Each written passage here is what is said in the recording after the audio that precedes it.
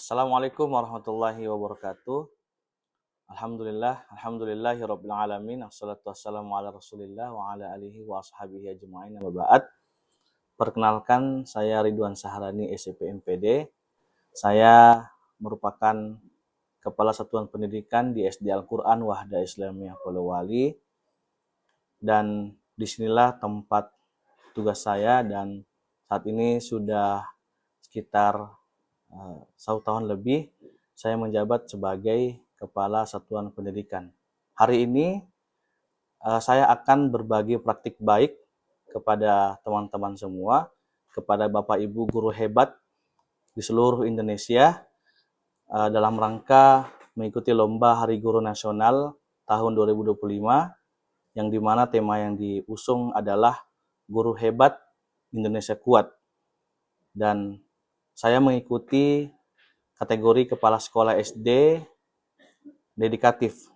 Adapun yang saya sampaikan pada hari ini adalah mengenai antara target dan realita, mengurai faktor penghambat capaian hafalan Al-Quran murid SD Al-Quran Wahda Islamiyah Polewali.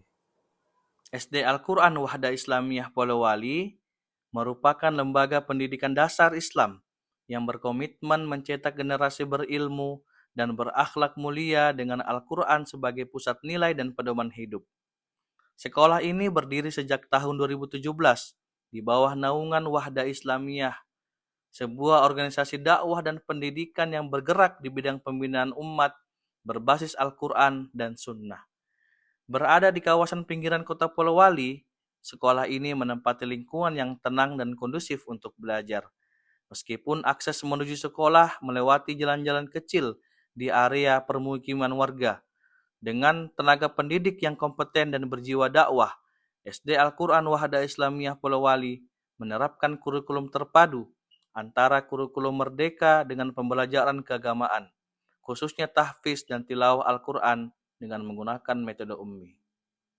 Program tahfiz Al-Quran merupakan ruh dari pendidikan Islam di SD Al-Quran Wahda Islamiyah Polewali. Sekolah ini memiliki visi membentuk religius dan unggul dengan menjadikan Al-Quran sebagai pusat nilai dan sumber inspirasi. Sejak awal berdirinya, program hafalan menjadi salah satu pilar utama pembinaan karakter murid. Setiap anak diharapkan mampu mencapai hafalan 5 juz secara mungkin saat lulus kelas 6. Namun, hasil monitoring menunjukkan adanya kesenjangan antara target dan realita. Berdasarkan data murid kelas sebelumnya yang telah lulus, dari total 44 murid kelas 6, diperoleh hasil sebagai berikut. 2 murid telah mencapai target 5 juz, 8 murid telah menyelesaikan 4 juz, 14 murid berada pada capaian 3 juz, dan 20 murid masih pada capaian 2 juz. Sebagian besar murid masih berada pada tahap menengah hafalan. Setelah dilakukan pendataan, diketahui beberapa faktor turut memengaruhi. Misalkan motivasi anak yang naik turun, dukungan orang tua yang tidak merata, serta keterbatasan fasilitas belajar di rumah. Selain itu, dari sisi geografis sekolah ini berada di area permukiman yang tenang di balik jalan-jalan kecil perkotaan.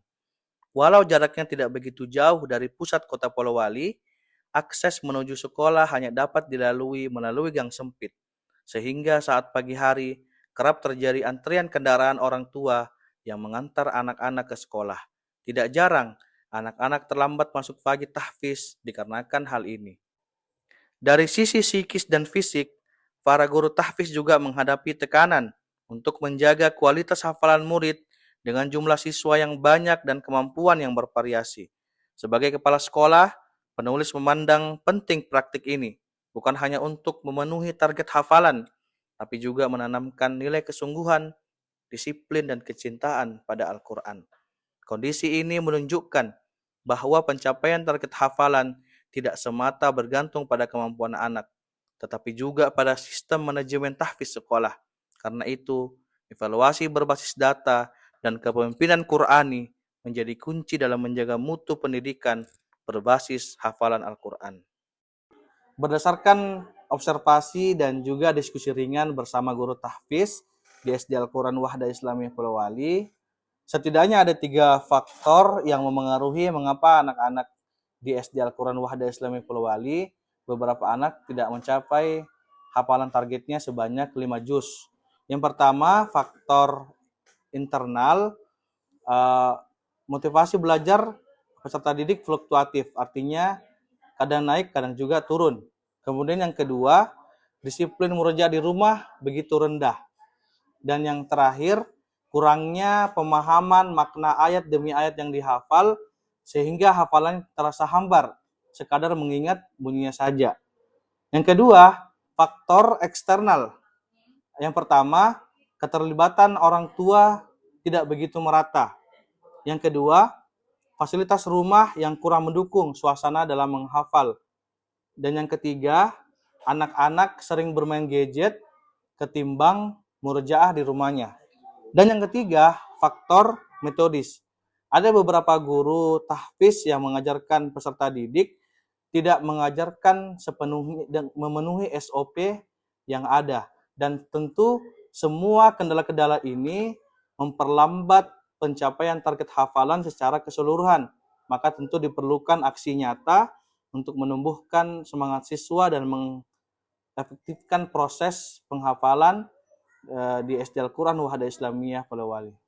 Adapun tantangan yang dihadapi, yang pertama, psikologis kepala sekolah. Penulis mulai memimpin sekolah di usia 26 tahun, sementara sebagian guru memiliki usia dan pengalaman mengajar yang lebih senior. Aksi langkah-langkah dan strategis. Yang pertama, evaluasi dan analisis capaian. Setiap hari, guru tahfiz mencatat capaian hafalan di lembar kontrol dan menyerahkan laporan ke koordinator Al-Quran. Data ini direkap untuk melihat tren progres murid. Guru yang menemukan murid stagnan diminta mengisi catatan kendala dan strategi perbaikan.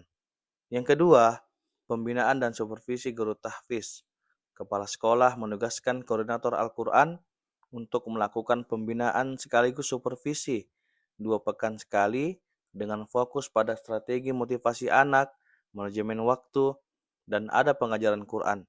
Guru yang kurang aktif diberikan pendampingan hingga mampu menyesuaikan dengan standar program. Yang ketiga, pelibatan orang tua dan pemanfaatan teknologi. Sekolah menerapkan buku kontrol hafalan agar orang tua dapat memantau progres anak setiap pekan. Selain itu, murid yang tidak sempat menyetor di sekolah diperbolehkan setor hafalan melalui video atau Zoom meeting bersama guru tahfiz. Yang keempat, program akselerasi dan pembinaan motivasi. Salah satu program terbaru sekolah yakni mengadakan Al-Quran Camp, kegiatan penguatan hafalan yang dikemas menyenangkan melalui permainan edukatif, storytelling Qurani, dan lomba murojaah. Kegiatan ini menjadi wadah bagi anak untuk menghafal tanpa tekanan dan menumbuhkan rasa cinta terhadap Al-Quran. Dampak, hasil, dan refleksi. Dampak terhadap murid. Jumlah murid kini kelas 6 2025-2026 yang mencapai target 5 juz meningkat dari 2 orang menjadi 8 orang. Murid kelas di bawahnya ikut termotivasi mengikuti jejak kakak kelasnya. Dampak terhadap guru. Guru lebih disiplin dalam mencatat perkembangan hafalan. Terbentuk budaya refleksi dan kolaborasi antar guru tahfiz. Kualitas bimbingan meningkat karena adanya pembinaan rutin dan monitoring kepala sekolah. Dampak terhadap orang tua. Orang tua menjadi lebih terlibat dan sadar pentingnya murojaah di rumah. Hubungan guru dan orang tua menjadi lebih terbuka dan komunikatif. Dampak terhadap sekolah, terbentuk budaya evaluasi berbasis data dan refleksi mingguan. Meningkatnya kepercayaan masyarakat terhadap kualitas sekolah Qurani. Program tahfiz menjadi ikon kebanggaan sekolah yang didukung oleh seluruh pihak. Hal ini terbukti karena dengan adanya program ini, kolaborasi, kemudian berbasis data, mampu meningkatkan motivasi murid dalam menghafalkan Al-Quran di SD Al-Quran Wahda Islamiyah Polowali.